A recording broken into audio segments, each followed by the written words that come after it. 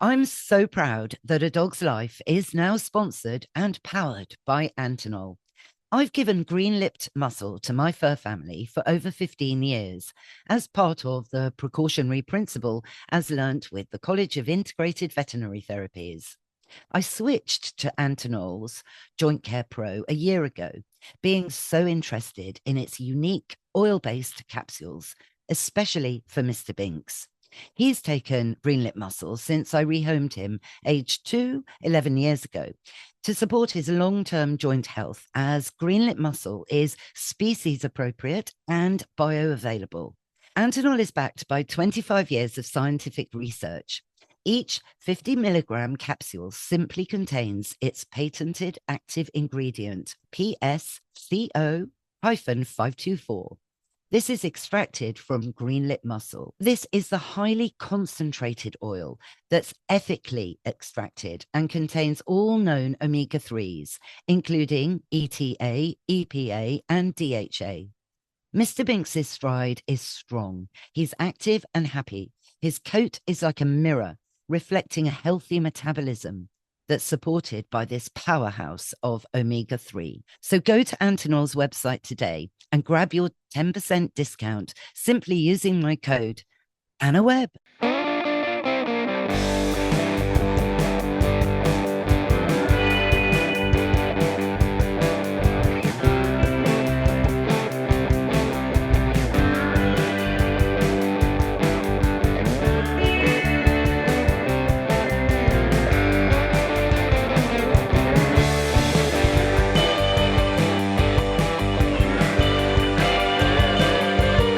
I'm Anna Webb, and welcome to A Dog's Life, powered by Antinol.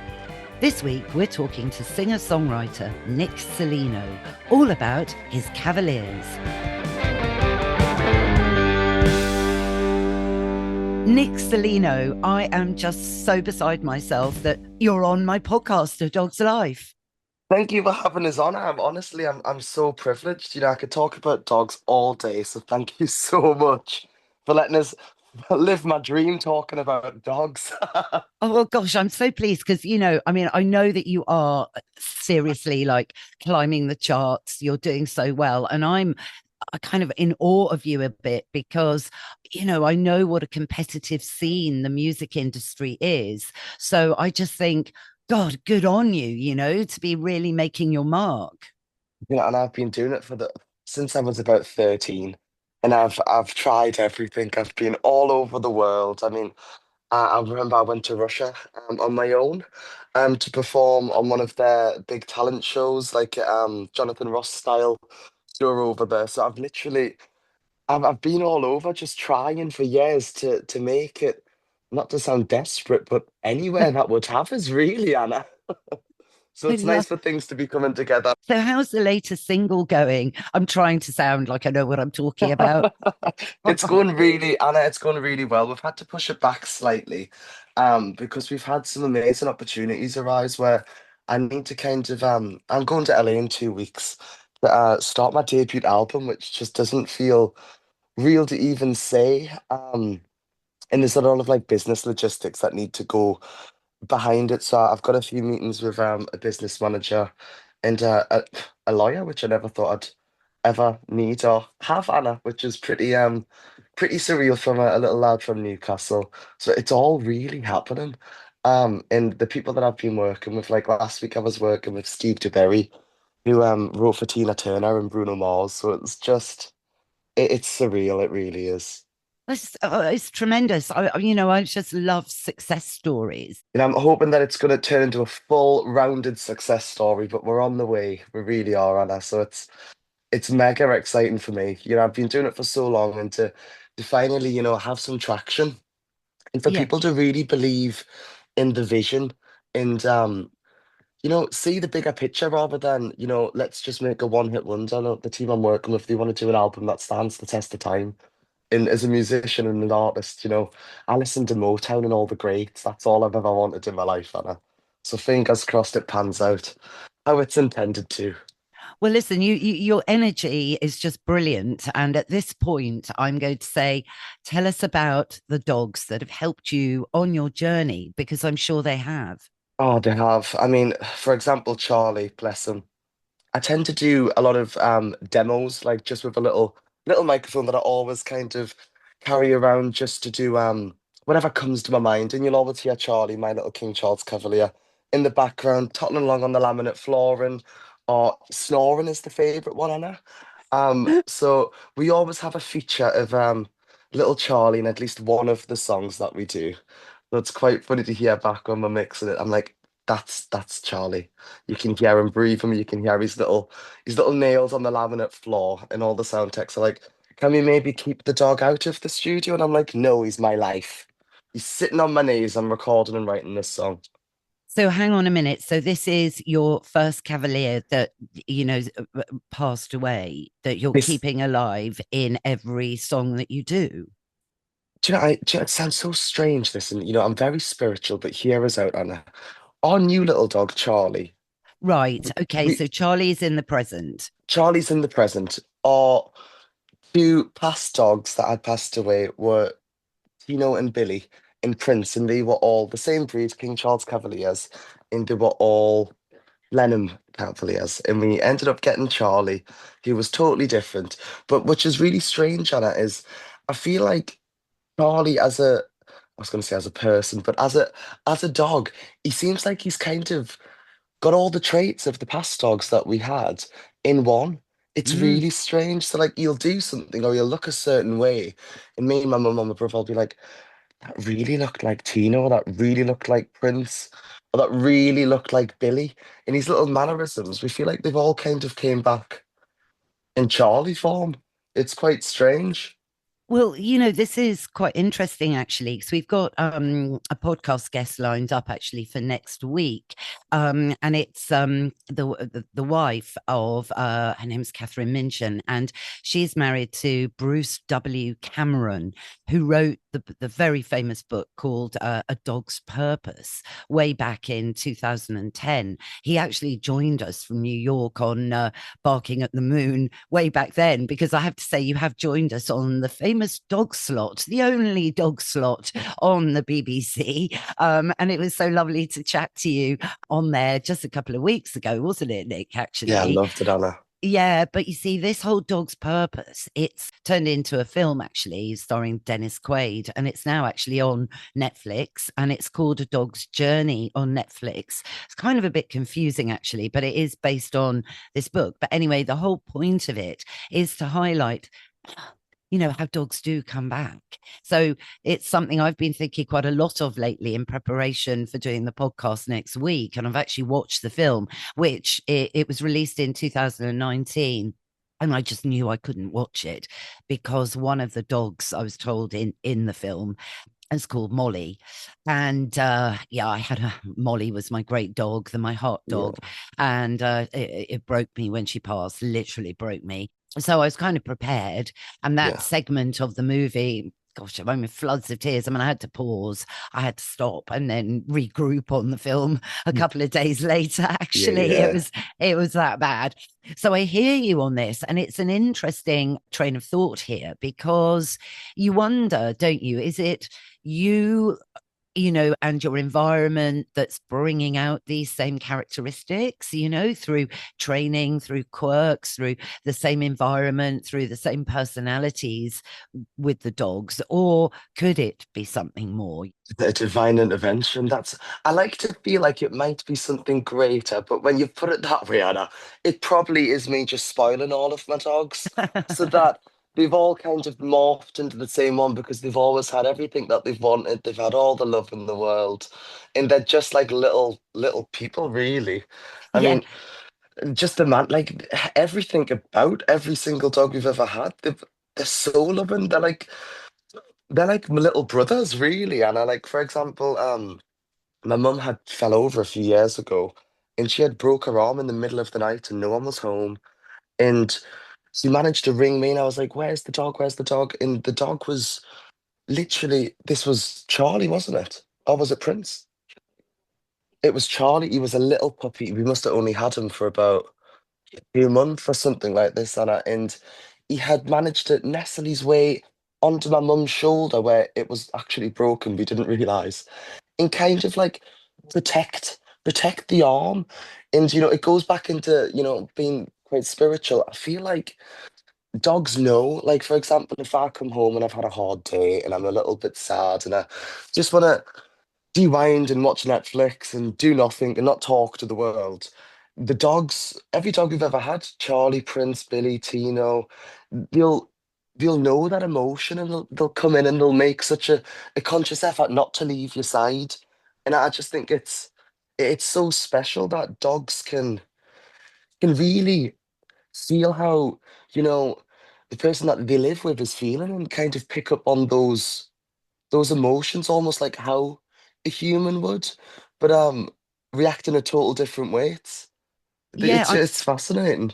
it is, well, yeah, totally. And I think actually dogs are more perceptive than people, Yeah. because, I do find particularly at the minute, so that people are so wrapped up in their own worlds. I mean, quite right, and there's so many pressures on everybody now, dare I mention social media, ooh, as I Oh, have a funny turn. But all of these things upon us. And dogs, I just think, are the truth. They're yeah. pure and their intentions are pure and good, which I think that sets them apart. But tell us more then. So, so I understand, and losing Charlie must have been a very hard blow. So we had the funny story how it happened around us even getting dogs, Anna, is I always wanted an animal. And we didn't know what I loved Scooby-Doo. This was me as a child. Like Scooby-Doo was my favorite show. And I always wanted, yeah, my very own Scooby, but Scooby would be quite big. I think Scooby was a Great Dane, so he'd be very big for a small child and for the house that we lived in at the time. And I was like, what about a hamster? And we went through the whole gerbils and everything that we could get that necessarily wasn't a big animal. And my mum was like, why didn't we just kind of get him a dog? And all of our friends said that she was stupid for even considering a dog at this age. And my mum's very much like maybe we've got my mindset on something that's happening. So we started to, as a family, look through breeds of dogs that we would consider. My mum's always had small dogs as a child, as of when my dad had his dad trained police dogs, so it was the complete opposite to my mum's little Jack Russells and things that she had when she was smaller. And my mum's favourite film was Lady and the Tramp. Oh, She yeah. didn't know what lady, the breed of lady was. And we done some research and we managed to find out it was a King Charles Cavalier. So we were looking all over, trying to find, a breeder or somebody that we rang all the cat and dog shelters as well on the off chance that we could give, you know, a very strange idea to give a King Charles Cavalier from one of these shelters the best life that we possibly could, but we found that there was not many Cavalier shelters in the north. I think there was one down south that we tried to connect with, but the logistics of trying to get the dog back was going to be a lot more hard work than it kind of we envisioned, if that makes sense. Especially if we're going back about nearly 30 years ago, Anna, so it was quite a different time. And we Mm. found Prince in a house in the West End. There was a breeder, and we had went up, and it was almost like Prince had chose me. He was the last dog. I hate even saying this because I don't think any dog is a root of the litter. And the breeder was saying it's the root of the litter, and we were like, no, no, that makes it even more special. And he had a hernia, and he was in his little cage. He didn't want to come out. He was quite scared. And I had walked into the house as a child, and he had just came out and gravitated to me straight away. That was the signing of this is our forever dog, and we're going to give him his forever home. And we got Little Prince, and I really wanted to call him Scooby, Anna. Even though my mum thought it was a very silly idea that would call a dog that was so small Scooby Doo. Yeah. Um, and we had Prince, and we took him home, and we found out that he had a hernia, and we had rang the breeder and explained this, and the breeder was quite rude and was like, we'll take him back if you don't want him. And we were like, no, like we love him how he is. It does nothing matters. Like this is our little member of the family. Like we could never possibly take him back or we could ever return him. Like he's ours now. And I grew up with Prince. We settled on Prince because I wanted to be a king when I was a small child. I was I'll tell obsessed with history and King Charles it. Cavalier. I wanted to be a king, Anna. Well, I mean, listen, it was King Charles that invented the Cavalier, Yes, so there we go. It's from it that was whole era. meant. It was meant to Yes, be. meant. It was. Oh, so Prince and was Prince was the Prince first ever dog I ever had. and was he a Blenheim? He was a Blenheim, he was a lovely, just a very peculiar little animal. He was set in his ways. He was just lovely. Slept, ate, was quite literally a king like all of our other dogs have been as well. And he lived until he was, I think he was 9, Anna. We thought that was quite a good age for a King Charles. And we said again, we'd never get dogs. Um, and we found Billy and Tino on a farm in Northumberland. So we were Right. like, let's go and see them. And we were only going to get one. And we went to go and see the litter that was left, and they were all sold except from these two. And we thought we can't leave Billy. We couldn't leave a little dog on its own. Like they're brothers. So we ended up getting. We bought one, and then we turned the car around within about 20 minutes, and went back and said, "Is it possible to have them both? We don't want to split them up." And we had those two for 16 years. So that was really my full teenage years, really, and a young teen with those two. Indy went everywhere with her. All Oh, of them did. oh, that's so lovely. I love the way you went back and got the other one. Oh, uh, We couldn't leave them. We thought not we didn't like the vibe of the man as well that was selling them. So we were like, if they were all left, chances are we would have probably took them all. But there was only two, and we thought, how are we gonna manage with two little puppies? And then by chance, this is gonna sound so strange, Anna. We got little Billy home and we were stroking him, and we realised he had a little hernia like Prince. And we thought, oh my goodness, oh my we God. were meant to go back to get him. Gosh, and that just goes back to what we were just saying, Yeah, that is kind of a bit spooky. I don't know if Cavaliers are prone to hernias, but I have a feeling that they might be, Anna. I haven't looked too much into it, but I'm starting to think the chances of both dogs, well, it might be. But I'd like to think it was, something more special and it was meant to happen. That's yeah, me. yeah, no, I'm on your page with it totally. I mean, it's I kind of that sent a bit of a shiver up my spine when you said that because I wasn't expecting it. Yeah, and they're fixable, so it's not a super It big wasn't the deal. end of the world. We thought, you No, know what? It made them who they were as well. To give them a little bit more characteristic, and it was just part of them. And I wouldn't, if it was a human, I wouldn't change anything on anyone. That was how they were meant to be. And for me, I thought we accept you, whatever you are. You'll have all the love in the world, and they most definitely did. They had a very long living, loving life, should I say? And they got everything they ever wanted. They were just spoiled oh, rotten. And we were looking back at some photos the other day, and we saw some photos of them both, and you don't realize how, like, towards the end, they looked so old, and they were like little old men, but we didn't see it at all because we were with them every single day of their lives. That we just didn't see them get gracefully old. They were like just all grey, and we hung on to them for the as long as we possibly could. And then when it's they lost the use of the back legs, Hannah. And we thought then, you know, we wouldn't want this for ourselves. And it was Charlie went, no, Tino had passed away. And then I think it was like I had said when we were on the BBC, weeks later, Billy had passed away. Um, his legs had went instantaneously. It was really, really strange. Like it was like dying of a broken heart. Um, and then we found Charlie, which we said we'd never do, like we said that we'd never do for Prince. And here we are now with a lovely little creature called Charlie Celino, sat asleep on my knee, Anna. and how old is Charlie Celino? It is his birthday, which is really strange. His birthday is Father's Day, which is only a few days before my birthday, and I was actually born on Father's Day Oh all no. those all those years ago when it fell on the 18th of June, which is another thing that makes us think how strange. So Charlie he's gonna be 3. Oh, so he's a young one, but He is. you decided with Charlie not to go the Blenheim route again.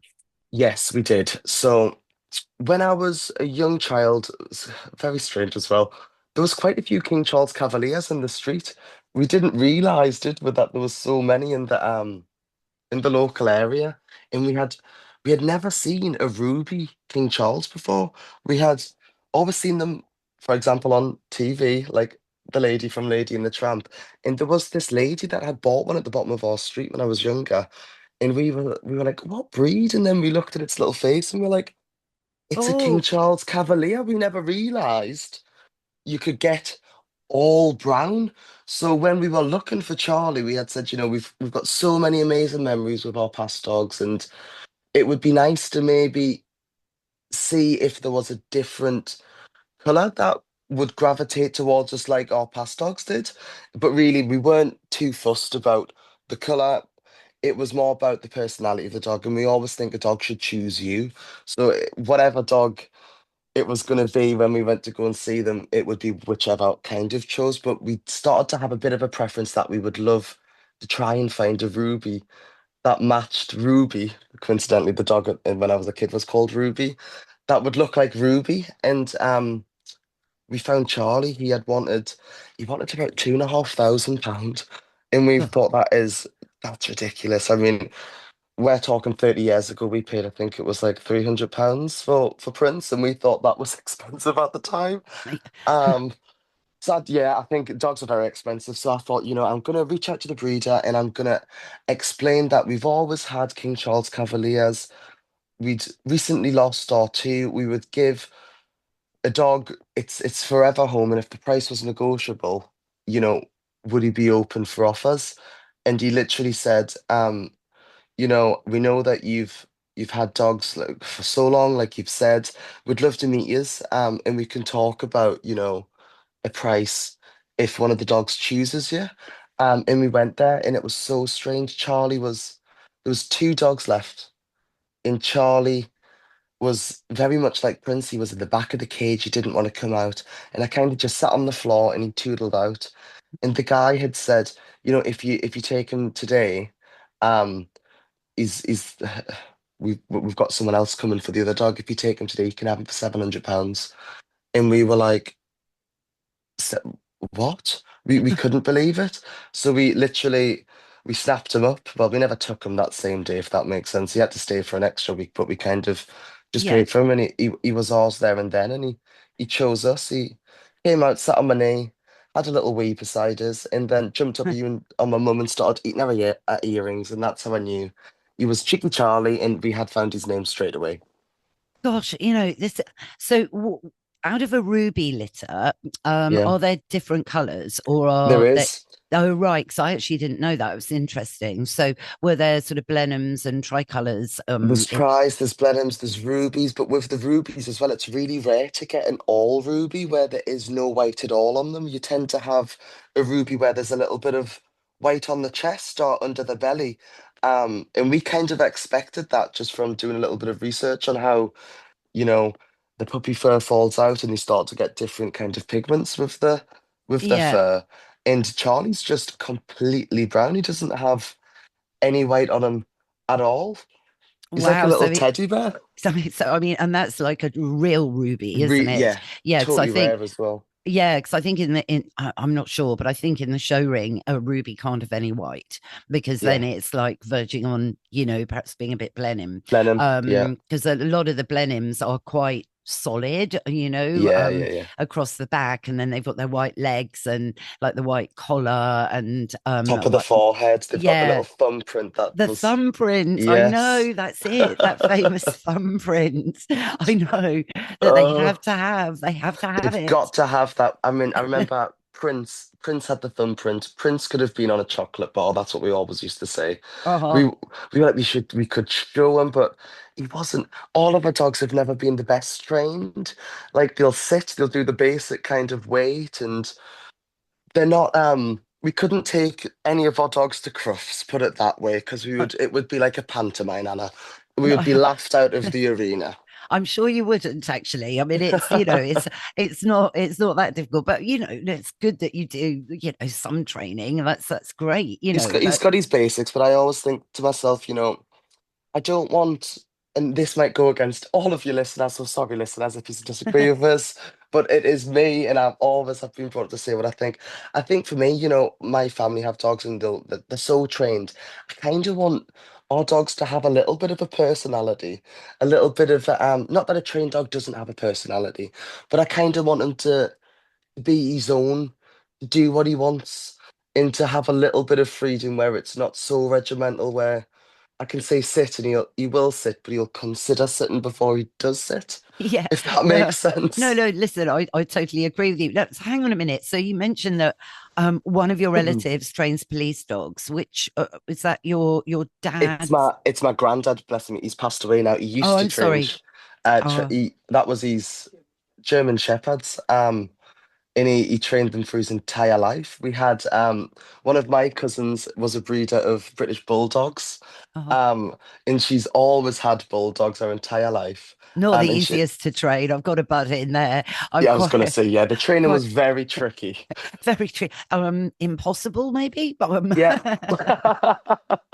But at least you're trying. And that's me. I love a good tryer. So she used to have bulldogs. So really my we've always had some breed of dog around us. And we're the only ones that have ever had King Charles in the family, aren't we? And oh, he's just like a baby, he really is. He's sat looking at us now, and he knows when he's being spoke about. He was just asleep there, Anna, and he's heard mm. his name, and he's just popped his head around to have a little look, what's Oh, going on, and then hello, straight back to Charlie. sleep. Oh, back to sleep. Oh no, I love Cavaliers. Well, yeah, the funny thing is, my auntie, she wasn't my real proper blood auntie, you know what I mean? Yeah, But yeah, she was my yeah, yeah, mum's yeah, of best course. friend. She had lots and lots of dogs, and I used to just love going up to, hang out with my auntie Pip, and she taught me loads about dogs. I mean, so did my dad actually. But and then Auntie Pip's sister bred Cavaliers, so we'd always go to Crufts on the toy breed and utility dog Love day. that. Yeah, I know, and hang out, and there'd always be this big picnic, and it was great. And then I'd watch the Cavaliers go around the show ring, and my auntie Pip's sister, I can't remember her name now, which is really embarrassing.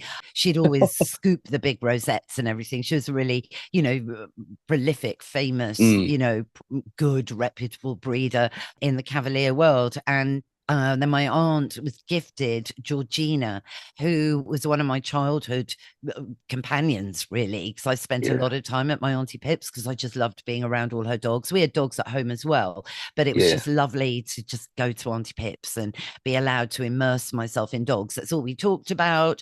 I used to feed the dogs, I used to groom the dogs. It was just brilliant. Anyway, and Georgina, oh, she was gorgeous, and she was a tricolor, and that gave me the Oh, passion for tries. And I've yes. now got a tricolor miniature bull terrier who's 10 actually now. And I'm very fond of a tricolor in any type of dog, actually. I just think it's a very stunning combination. It's the eyebrows, I think, for It me. is. It's the It's, eyebrows, yes.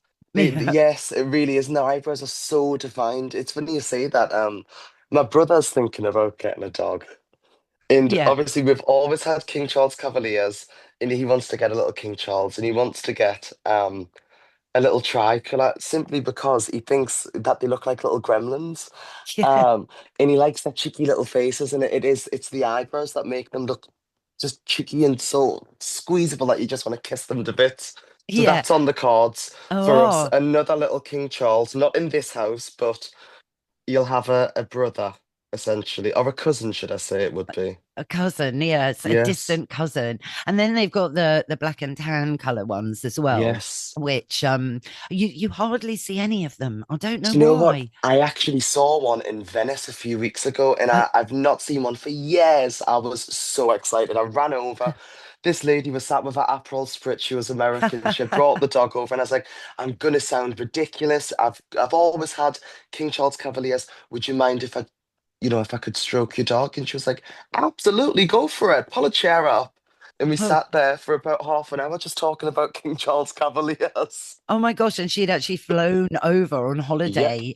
And I assume she was able to take the dog in the actual In the cabin. cabin, yes. Now Yeah. there's a thing. So one of my friends, she takes her dog all over the world with her, and there's a bit of a thing which I really, as much as I love the UK and everything. There's a little bit thing that I just don't think doesn't sit well with us. You know, you can fly your dogs in the cabin in most countries in the world, but you can't in the UK, and I think that's It's weird, I know, because lots of people do it. But what you've got to do is fly from the UK or somehow get to to Paris. Paris, yeah, Yeah, and Eurostar, yeah, and then get on Air France, and then you can have it's easier. I think dogs yeah. do have to be a bit within the size range. I mean, I'm not sure Scooby Doo and a Great Dane can go into the cabin yet, but Yet. yet, but what should I say? But then there's like airlines that are just dedicated to dogs. They're in America, so that you can fly your dog in the cabin from say New York to LA. That's easy. That's quite that's Bark Air, I think it's called. I That's don't one give of us them. any Pet Air, ideas, Anna. Pet Air, Pet Air. It's a whole airline for dogs. And so the dogs all go in the cabin. It's totally mad. It's very expensive, but I'd love to just be sat in that cabin with the so dogs, would Anna. I. I know, wouldn't it I be might ask brilliant? if they've got any jobs going for us, and we can get a little side number on the side. Us just flying with dogs. Well, let's do it. Let's do it. Let's be trolley dollies for dogs. And Yes, we can just, love have it. doggy ice cream, halfway through the flight, which flavor would you like? Yeah, chicken Liver or beef? flavor. Chicken or Yeah, beef? yeah, chicken or liver, or, it would just be great, wouldn't it? I'd You be in my know, element. I really would. but do you think you'll ever fly with Charlie? I would love to. I'd really love to. I would be a little bit scared though in case he weed like on the plane. Mm. Or like I was saying the last time we spoke, Charlie barks quite a lot. He's he's not very good with transitions. He's brilliant when he's at the destination, but for example, I take him on the trains a lot and he'll bark so much on the platform. And then as soon as he's sat underneath my chair, I always have him on my knee. And I try not to put him on the seats because I get told off all the time.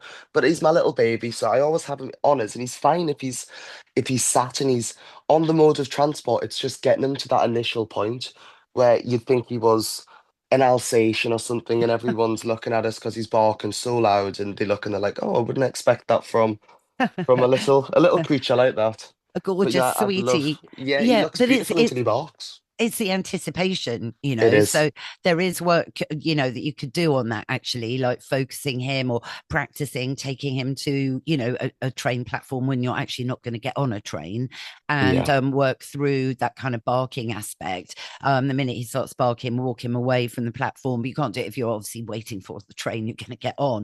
But you know what, I've traveled a lot on the train with my two, actually. Long story, but I moved up to Shropshire for a Yeah. year to help my mum, and I commuted into London and back quite a lot. It killed me. It was a nightmare. In the end, I just moved Yeah. back to London. I was lucky enough to squeeze back in. But, so dogs love the train. Obviously, if the carriage is full, of course, people take priority for seats. But Yeah. if you're lucky enough to travel at the right times when it's not peak times, what I do, I put my jacket or whatever over the seat, and then the dogs will sit on a chair, Yeah.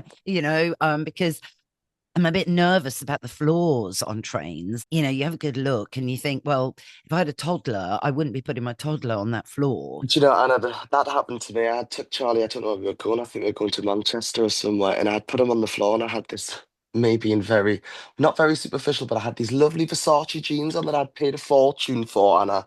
And Yeah. I plopped him on my knee, and I was sat stroking for the last 10 minutes of the journey. Oh, And I got off the train and I looked, and it was like, I don't know what was on these jeans. It was like black tar. And I looked at Charlie, he was covered in this black stuff. I thought, what is that? And oh. and so yeah, since then I've never sat him on the floor. I normally have a little blanket, like a picnic basket blanket that I carry with us to put him on the chair because like you say, you wouldn't put a toddler on the floor. I'm not putting my baby on the floor when it's that dirty. I know exactly, to be honest. So, well, I'm glad you do that anyway. Yeah, See, you were being politically correct there. And then yeah, luckily you discovered that I'm not politically correct with it either. So, yeah, I mean, a couple of times I've had to have a bit of a strong conversation, but, normally I win. yeah. And do you know, I think sometimes you've got to. I think it's people that don't have a dog that would probably question that. Because Yes. if I saw you on the train with your dog sat, and I had a dog myself, and I was a conductor, I'd think, oh, Anna, get on with it. The dog's living its life. You're enjoying yourself. No one gets hurt. I'm gonna keep on going with my day. Exactly, and and in all fairness to British Rail and everybody, we're lucky because we are allowed to take Yeah, well trained, behaved dogs. I mean, actually, thing is this, my dogs, I'd sit there sometimes and think, crumbs, my dogs are actually traveling on the train better than a lot of, dare I say, it's my podcast, a lot of the children currently in this carriage without any boundaries. The dog's silent. I mean, they're really good. I mean, I worked at it. They're just perfect on the train. It's not a problem traveling, and I think that's an important aspect to train your dog. If you want to yeah, take your dog with you, you make the effort to make sure that they are perfect. So there's no reason for anyone to go, do you know what I yeah, mean? yeah, yeah. Of And course, I I know. just say it's really important to do that. And it's a great experience for dogs to go traveling with you. It's a sight, sounds, and smells, and going different places, and the boundaries of doing it. Getting on the train, you find your seat, no jumping up on people.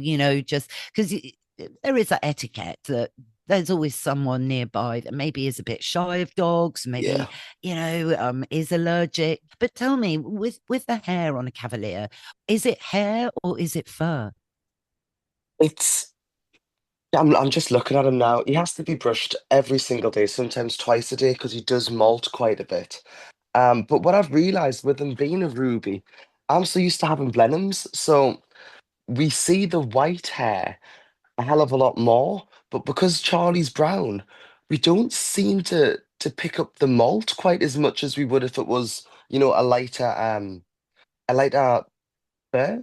I think Yeah, he's quite I would say it is like fur than hair because he mats quite a lot. So that's right. why I find that I have to constantly brush him because his fur is so it's thick.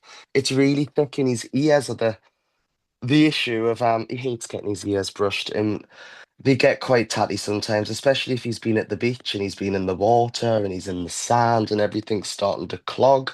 Yes. And I'm actually taking him to the beach after we've done this, and I said I've got that to look forward to when I get home. No, A it's tatty brilliant. dog, A tatty dog, but a yeah, tatty dog. but we all have that windswept look, from Oh time to yes, time. It's important, he feels but like Pamela Anderson running down the beach with his yes. hair in his ears flowing. Exactly, exactly.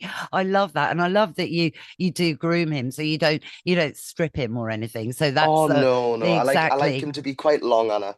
We've always said we've got friends that have got King Charles and they get the dog shaved. Yeah, we'll trim him in the summer, but we like him to be quite long haired. Um, for me, that's if I look at any historical picture of a King Charles, that's how they looked. And Yes, I kind of like that. I like that look. So he's very traditional looking, should I say, as yes. he sat with a fan in front of him, Oh uh, no, I in the love all that. summer.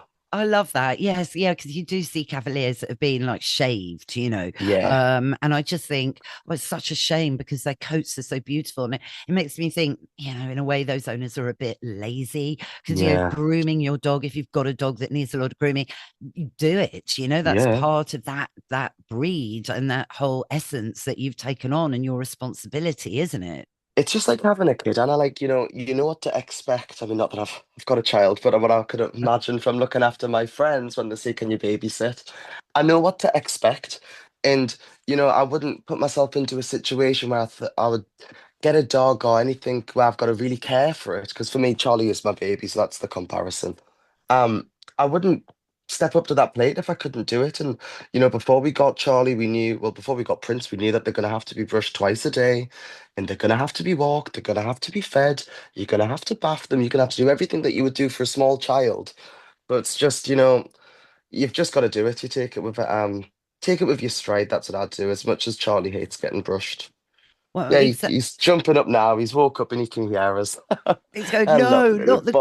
groomers. I want to go I'm to the not brushing beach. you yet. Oh We'll take you to no. the beach and then we'll get you brushed, little boy. Oh, well, listen, Nick, thanks so much for joining us. I mean, look, I've loved this chat. You're more than welcome to come back I'd whenever love to to come talk back. about, the latest updates with Charlie, but also your Yeah, of career and course. whether you've taken him on a plane. I'd love to know that, and the latest train journey escapade as well, because, Oh, yes. I mean, actually traveling by train, it's great with dogs. I think it's a really, and I think that they do encourage. That was what I was going to say, actually, just segue back a little bit. We're lucky because dogs can travel free. Because in Yeah. France, you have to pay for a dog to go on the train. Yeah.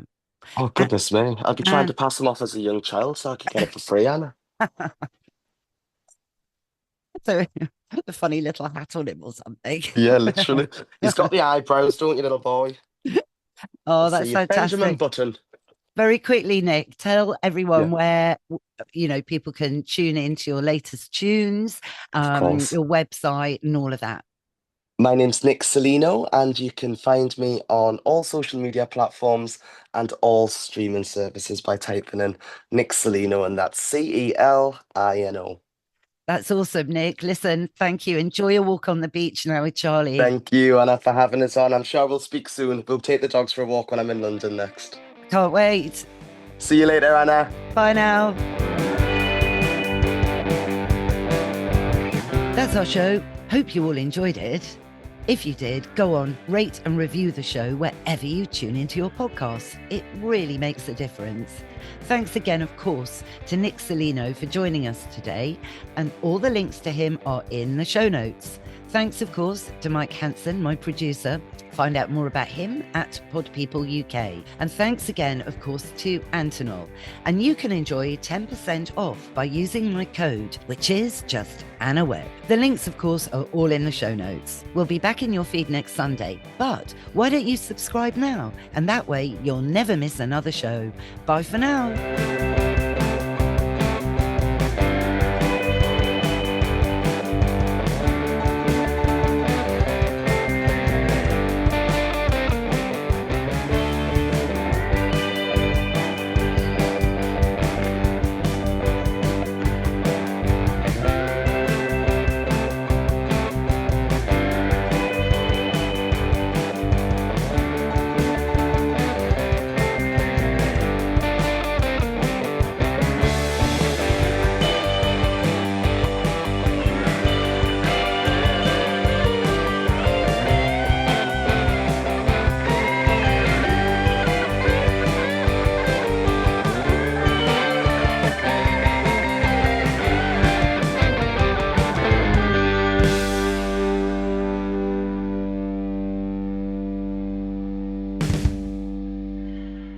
Pod People.